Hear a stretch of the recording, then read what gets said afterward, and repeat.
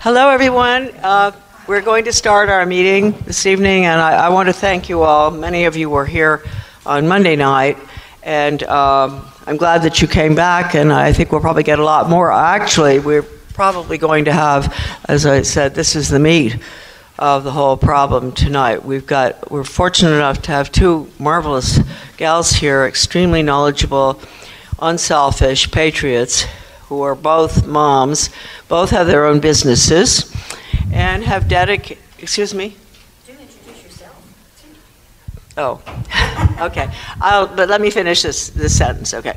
Have dedicated their lives basically to our children, and I might say to the rest of the world's children, because we're looking at a global workforce training system which is really going to be limited learning for lifelong labor.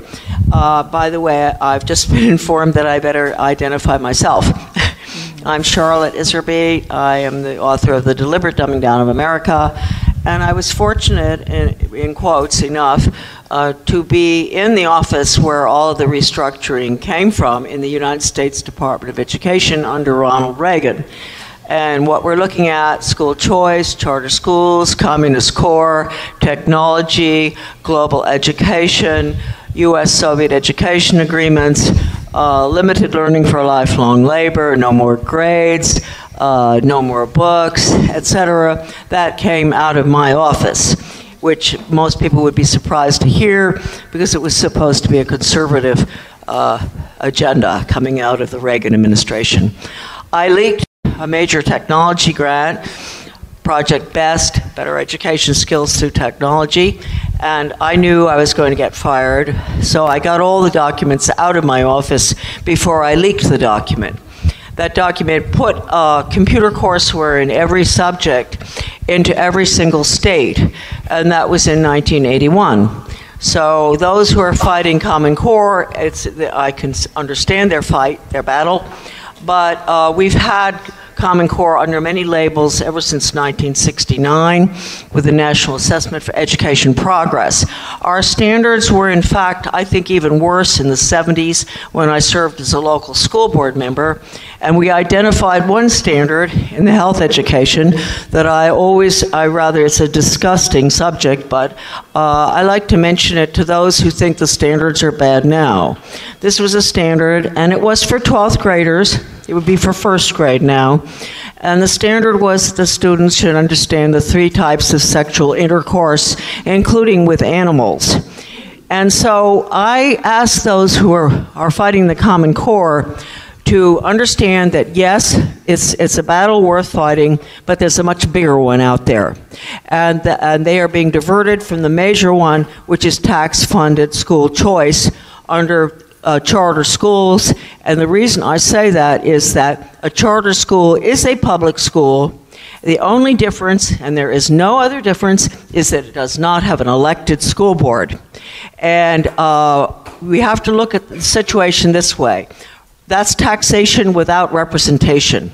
And the education budget across the board in the United States is only second to defense in discretionary spending. So if we allow ourselves to give up our education system to unelected boards and have no say in what our students are taught or tested on, and you can be sure the Common Core, no matter whether you think you've killed it or not, will come back, because any federally funded program, I've never known one that didn't come back. It will come back and face these parents who fought the Common Core so valiantly in their favorite charter school, and then they will have no place to go to complain because there will be no elected board.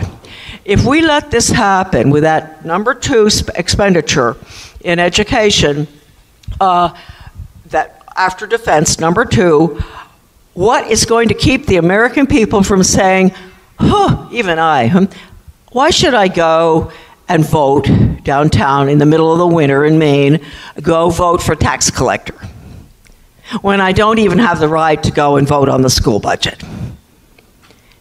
And so our system is going to unravel. And that is the goal of these internationalists. That's the only way they can bring the United States down. is through making us into, well, actually, we fought the revolution over this, didn't we?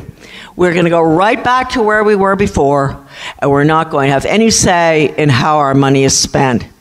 So all I can say is these gals, I met them just recently, and I'm so impressed with what they've done because they've done the hard work. They were initially involved with the Tea Party. They can correct me on anything that I'm wrong on. I hope they will. But and they did a lot of work there. A lot of good Tea Party people. They realized that the Tea Party was infiltrated by the neoconservatives. Good people.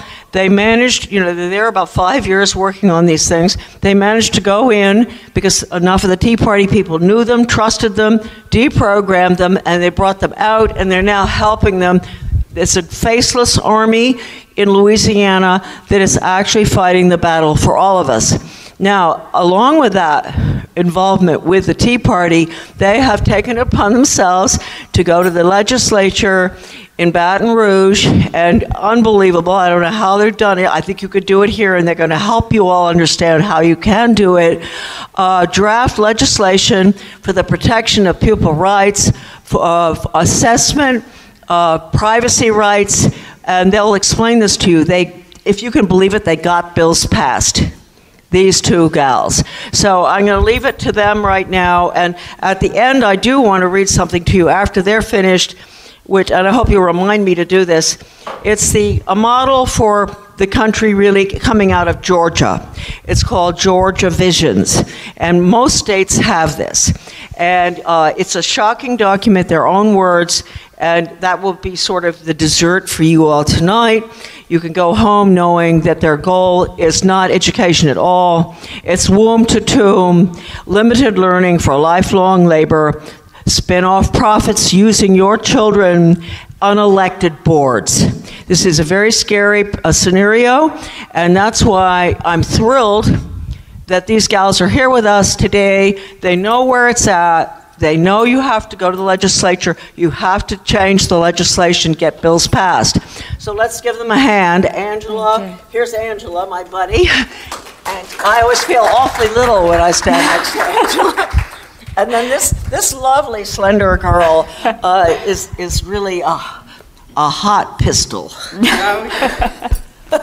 Okay, go ahead. Good luck. And I don't think they need any good luck from me. They're so good. Thank you. Okay. Thank you, Charlotte.